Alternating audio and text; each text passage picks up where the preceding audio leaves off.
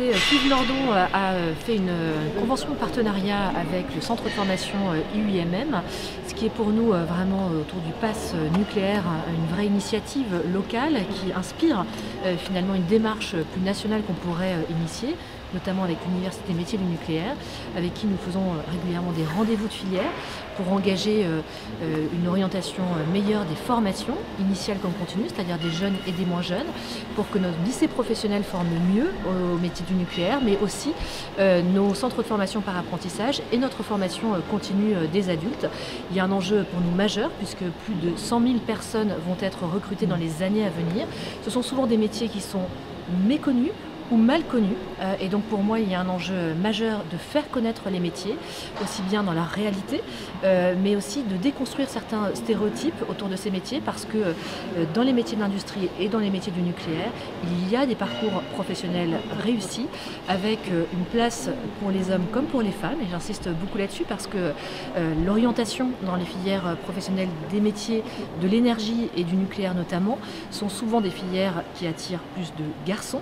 Or, il n'y a aucune raison que les filles n'aillent pas dans ces filières, donc il y a pour moi différents messages au travers d'une visite comme celle-ci. C'est faire connaître les métiers, et c'est ce que nous attacherons à faire avec Gabriel Attal dès cette rentrée, avec les 5e, 4e, 3e, pour leur faire découvrir les métiers. Une cinquantaine de métiers seront découvertes sur les 3 années, aussi bien des métiers de l'industrie que d'autres filières bien sûr d'activité. Il s'agit pour nous de faire aussi dépasser la dizaine de métiers que les jeunes connaissent de leur entourage familial, et c'est une des raisons sur lesquelles j'ai aussi en lycée professionnel beaucoup de décrochage, c'est que j'ai trop d'orientation subie, d'orientation en fait réalisée parce qu'on connaît mal les métiers, où on a des représentations biaisées sur les métiers. Et donc il s'agit pour moi en fait de travailler sur l'attractivité et la découverte des métiers. Et puis de faire découvrir aussi la réalité des formations, aussi bien pour les jeunes que pour les moins jeunes, et puis de les pousser aussi à faire mieux au niveau du territoire, et notamment d'engager plus une démarche de filière, de campus, et d'engager notamment les lycées professionnels dans cette dynamique de filière, du CAP au bac pro, en passant par le BTS et les études d'ingénieur.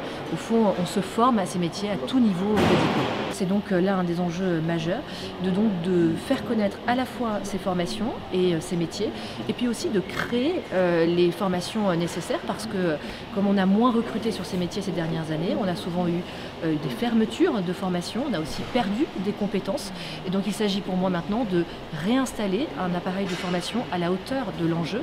Je le disais, plus de 100 000 recrutements qui vont être réalisés ces prochaines années, c'est donc des milliers de personnes qu'il va falloir former, et de jeunes qui sont en lycée professionnel ou en apprentissage, mais aussi des reconversions professionnelles de personnes qui viendront d'autres environnements professionnels.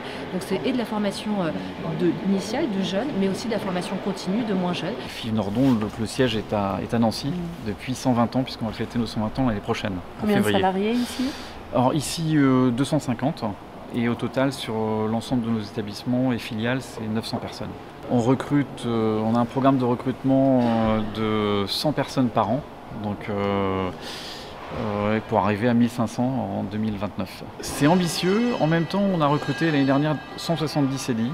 On a par contre beaucoup de sociétés comme les nôtres et nos clients aussi qui recrutent. Et donc on a beaucoup de mouvements, et il faut pouvoir garder nos compétences et les protéger entre guillemets de la concurrence.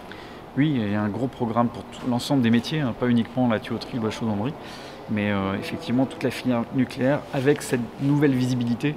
Ça nous permet de réinvestir sur les moyens matériels, mais aussi sur les moyens humains, pour pouvoir répondre aux enjeux de l'indépendance énergétique de la France. Et vous êtes là, c'est important pour nous de pouvoir parler du métier. Que la ministre se déplace, c'est aussi important pour nous. Ça amène un œil nouveau et une image positive. Vous avez pu vous apercevoir au niveau des entretiens, on a des alternants qui veulent s'investir dans la filière nucléaire. C'est un peu nouveau en fait, puisqu'il y a quelques temps, le nucléaire faisait peur, on pensait aux accidents, entre guillemets. Je pense qu'il y a un vrai changement, et le fait de pouvoir communiquer mieux, de manière claire, a pu rassurer et attirer ces nouveaux profils qui vont nous rejoindre. Effectivement, il faudra développer toute la partie formation, les locaux aussi, puisqu'on a prévu de déconstruire là où on s'est arrêté sur la partie académie, soudage. On a un nouveau pôle qui devrait être construit à l'entrée du site pour pouvoir accueillir toute la partie formation.